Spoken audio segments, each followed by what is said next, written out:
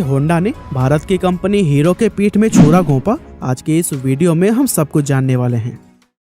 असल में हीरो एक साइकिल बनाने वाली कंपनी थी जिसकी नींव बृजमोहन लाल मुंजाल ने 1956 में रखी थी और 1975 तक आते आते ये भारत की सबसे बड़ी साइकिल बनाने वाली कंपनी बन गई। इसके बाद उन्होंने अपनी साइकिल्स को बड़े लेवल पर विदेशों में भी बेचना शुरू कर दिया और इस तरह साल 1986 आने तक ये कंपनी सिर्फ इंडिया ही नहीं बल्कि पूरी दुनिया की सबसे बड़ी साइकिल बनाने वाली कंपनीज में शुमार की जाने लगी। लेकिन उसी दौरान उन्होंने देखा कि फॉरेन मार्केट में मोटरसाइकिल बिजनेस भी काफी तेजी से एक्सपेंड कर रहा है, लेकिन इंडिया में तो लोगों के पास सिर्फ स्कूटर और मोपेड का ही ऑप्शन है। इसीलिए वे इस गैप को फिल करने के लिए इंडियन मार्केट में मोटरसाइकिल उतारना चाहते थे। लेकिन उस वक्त हीरो के साथ प्रॉब्लम यह थी कि उनके पास इंजन बनाने की टेक्नोलॉजी ही नहीं थी, जिसकी वजह से मोटरसाइकिल बनाना उनके लिए तो मुमकिन ही नहीं था। इसीलिए अपने इस प्लान को एक्शन में लाने के लिए उन्होंने किसी विदेशी कंपनी के साथ में कोलैबोरेशन करने के बारे में सोचा। अब उस वक्त भारत में लिबरलाइजेशन भले ही नहीं आया था, लेकिन उस टाइम गवर्नमेंट इंडियन कंपनीज को यह अपॉर्चुनिटी देती थी कि अगर वो चाहे तो किसी भी विदेशी कंपनी के साथ में टाई अप करके इंडिया में अपना बिजनेस एक्सपेंड कर सकते हैं। इसीलिए बृजमोहन लाल ने हीरो के थ्रू दुनिया की सबसे बड़ी मोटरसाइकिल बनाने वाली जापानी कंपनी होंडा के पास में अपना प्रपोजल भेजा। अब क्योंकि उस समय कोई भी विदेशी कंपनी भारत में डायरेक्टली अपना बिजनेस स्टार्ट नहीं कर सकती थी, ऐसे में इस प्रपोजल के जरिए होंडा को इंडियन मार्केट में एंटर करने का एक अच्छा मौका मिल गया, जैसे कि होंडा कंपनी खुद भी नहीं गंवाना चाहता था। इसीलिए इन दोनों कंपनीज ने 1984 में एक दूसरे के साथ हाथ मिला लिया। हीरो और होंडा के बीच उस टाइम ये एग्रीमेंट हुआ था कि हीरो बाइक्स के लिए बॉडी बनाएगा और होंडा उसके लिए इंजन सप्लाई करेगा। इसके अलावा उन्होंने एक एनओसी भी साइन की थी जिसके अकॉर्डिंग दोनों कंपनीज फ्यूचर में कभी भी एक दूसरे के मुकाबले में अपना कोई प्रोडक्ट लॉन्च नहीं करेंगे। और दोस्तों, दोनों ही कंपनीज इन कंडीशंस से सेटिस्फाइड थी, जिसके बाद से ये डील फाइनल हो गई और यहीं से हीरो होंडा की शुरुआत हुई। अब कागजी कार्यवाही पूरी करने के बाद से हीरो होंडा का सबसे पहला प्लांट हरियाणा में बनाया गया, जहां से हीरो और होंडा ने मिलकर तुरंत ही बाइक्स की मैन्युफैक्चरिंग करने स्टार्ट कर दी। 1985 में जब उन्होंने अपनी पहली बाइक CD100 लॉन्च की तो फिर यह बहुत तेजी से पॉपुलर हुई, क्योंकि इंडियन मार्केट में एक तो बाइक का कॉन्सेप्ट ही नया था और दूसरा इस बाइक का माइलेज बहुत ही कमाल का था। इसके अलावा उन्होंने अपनी बाइक को उस प्राइस सेगमेंट में लॉन्च किया था जो कि हर मिडिल क्लास फैमिली के लिए अफोर्डेबल हुआ करता था। साथ ही उन्होंने अपना मार्केट कैंपेन भी बहुत ही प्रभावी तरीके से तैयार किया था, जहां इनकी टैगलाइन थी fill it, shut it, forget it, यानी कि इसमें पेट्रोल फिल करके भूल जाइए।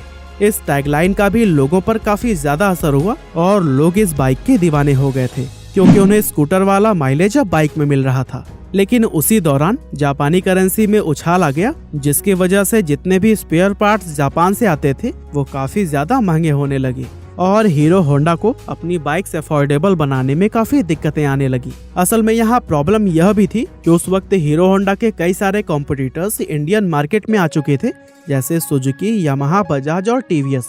लेकिन ये सारे ब्रांड सिर्फ शहरी इलाकों में रहने वाले वेल्दी कस्टमर्स पर ही फोकस करते थे।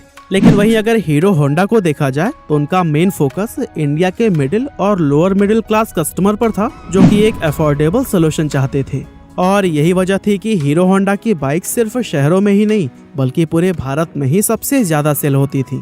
और यही सब देखते हुए कंपनी अपनी बाइक्स का प्राइस नहीं बढ़ाना चाहती थी, यहाँ तक कि इसी की वजह से कंपनी को काफी लंबे अरसे तक लॉस का भी सामना करना पड़ा। लेकिन 1990 में जब डॉलर का एक्सचेंज प्राइस रेगुलेट हुआ तो फिर हालात थोड़े सुधरने शुरू हो गए और देखते ही देखते कुछ ही समय में हीरो होंडा एक बार फिर से अपनी बाइक्स पर प्रॉफिट कमाने लगा और अगले कुछ ही सालों में कंपनी का प्रॉफिट $10 मिलियन को भी क्रॉस कर गया, जो कि उस जमाने में एक बहुत बड़ा नंबर था। अब यहाँ तक तो चीजें ऊपर से काफी अच्छी नजर आ रही थी, लेकिन अंदर से सिचुएशन बहुत पहले से ही खराब होनी शुरू हो गई थी।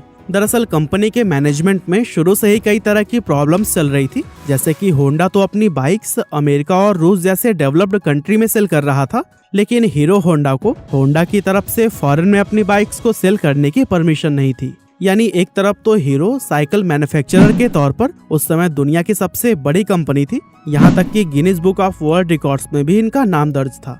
वहीं दूसरी तरफ होंडा की वजह से वो अपनी बाइक्स फॉरेन मार्केट में सेल नहीं कर पा रही थी। असल में इंडिया के बाहर हीरो होंडा को सिर्फ नेपाल, भूटान और बांग्लादेश जैसी आसपास की कंट्रीज तक ही अपनी बाइक को एक्सपोर्ट करना अलाउड था। जिसकी वजह से हीरो कंपनी इंटरनेशनल मार्केट में जो पोजीशन चाहती थी वो उसे नहीं मिल पा रही थी। अब एक तरफ तो होंडा काफी तेजी से ग्रो कर रहा था, लेकिन वहीं दूसरी तरफ हीरो एक लिमिटेड स्पेस में सीमित होकर रह गया था, जिसकी वजह से इन दोनों कंपनीज के आपसी रिश्ते खराब होने लगे। इसके अलावा कॉन्ट्रैक्ट के अकॉर्डिंग हीरो बाइक्स की बॉडी बनाती थी और होंडा इंजन।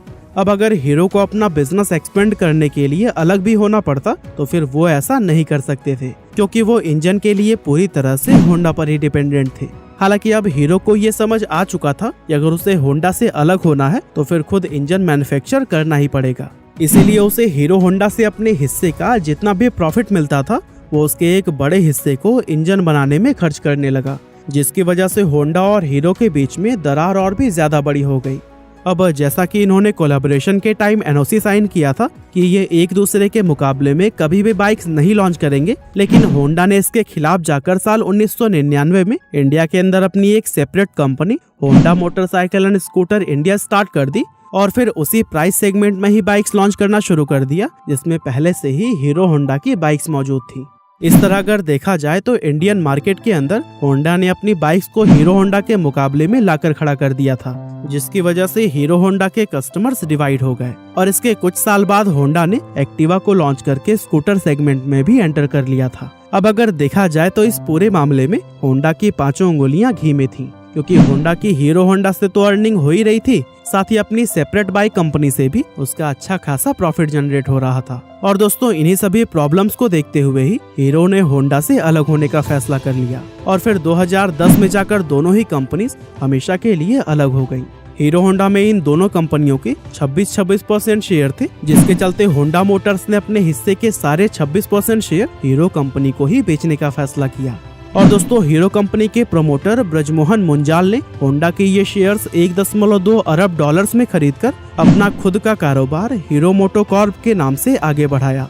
अब जब ये दोनों कंपनीज अलग हुई थी तब ज्यादातर लोगों ने ये कहा था कि होंडा के बिना हीरो मार्केट में कभी भी सरवाइव नहीं कर पाएगी, लेकिन अगर आज की बात करें तो इस समय हीरो मोटोकॉर्प को दुनिया की सबसे बड़ी मोटरसाइकिल बनाने वाली कंपनियों में शुमार किया जाता है। बाकी आज की हमारी इस वीडियो में बस इतना ही था। ये वीडियो आपको कैसी लगी हमें कमेंट करके जरूर बताइएगा।